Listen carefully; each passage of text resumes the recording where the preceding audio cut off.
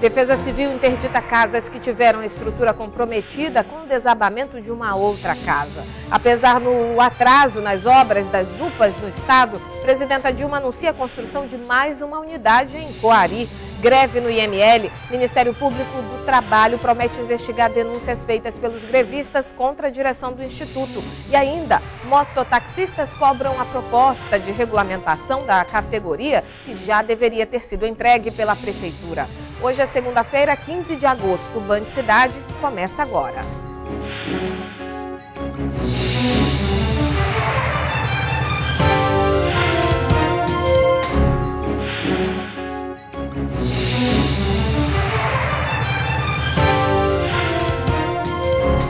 Boa tarde.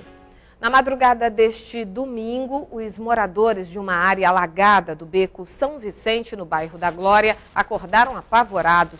Uma casa desabou, comprometendo a estrutura de pelo menos mais 6 casas. Hoje pela manhã, agentes da Defesa Civil fiscalizaram a área.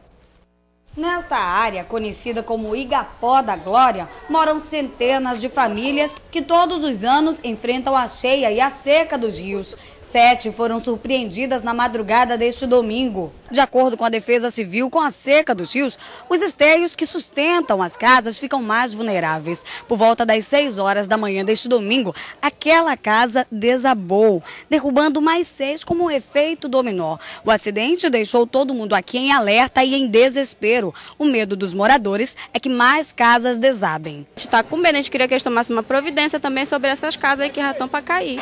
A casa dela ainda não caiu por cima da nossa, porque ela está escorada em 3 casas. De acordo com os moradores, não houve nenhum impacto antes do acidente e isso é o que mais preocupa.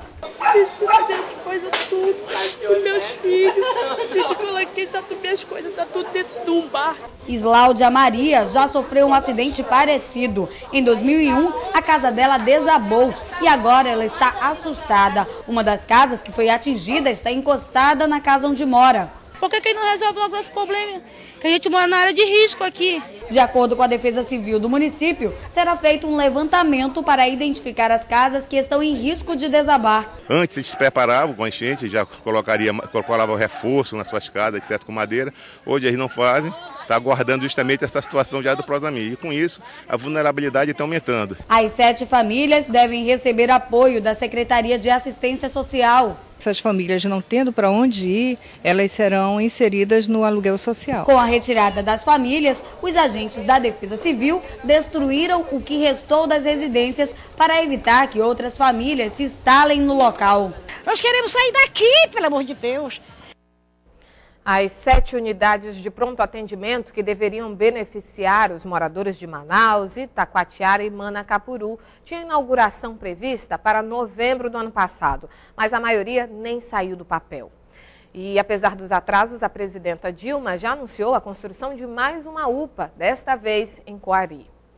O terreno limpo, localizado no Petrópolis, ainda está reservado para as obras de uma das unidades de pronto atendimento prometidas pelo governo. Mas esta, assim como as outras, não passou do estágio inicial. As obras começaram em março do ano passado. O prazo de conclusão era 4 meses, como está escrito aí na placa. Mas até agora, nada foi feito. Daí a gente fica naquela, vai sair ou não vai sair, né? E o prazo até agora já até esgotou. E aqui nós não temos, tem que correr para um pronto-socorro bem distante e aqui seria ótimo. Tão ansiosos quanto os moradores estão os concursados. Dos 1.239 aprovados, entre eles médicos, técnicos em enfermagem e dentistas, ninguém até agora foi chamado. Segundo a comissão organizada pelos aprovados no concurso, uma reunião está marcada para acontecer amanhã e deve reunir deputados e representantes da Suzan. São 2 hipóteses importantíssimas para a gente. A primeira seria, enquanto não tivesse as UPAs prontas, poderiam chamar todos aprovados para o curso de formação e nós estaríamos fazendo o nosso trabalho nas unidades de saúde do Estado. E a segunda opção era chamar para o curso de formação junto com a polícia, o curso de formação da Polícia Militar, e com esse curso de formação chamar o contingente para essas 2 unidades que já estão em fase de acabamento, que é do Campos Sales e da Cidade Nova. Legalmente, o governo tem até março do ano que vem para convocar todos os aprovados. Depois disso, a lei permite que o prazo seja ainda prorrogado por mais 2 anos. A população continua acreditando no poder público em resolver a situação da saúde. Para a gente é muito importante isso aí, porque muita gente depende disso. O governo do Amazonas recebeu 13 milhões e 600 mil reais do Ministério da Saúde para a construção das 7 UPAs que fazem parte do programa criado em 2002 como Política Nacional de Atenção às Urgências do Governo Federal. Em Manaus, apenas 2 das 5 UPAs iniciaram as obras. As 2 do interior, localizadas em Itacoatiara e Manacapuru, também não saíram do papel. A data programada para a conclusão das obras era o 2º semestre de 2010. Mesmo assim, com as obras atrasadas, o governo federal anunciou no mês passado a construção de mais uma UPA. Em Coari, a unidade de pronto atendimento terá 8 leitos e capacidade para atender 150 pacientes por dia. O investimento previsto é de R$1.400.000.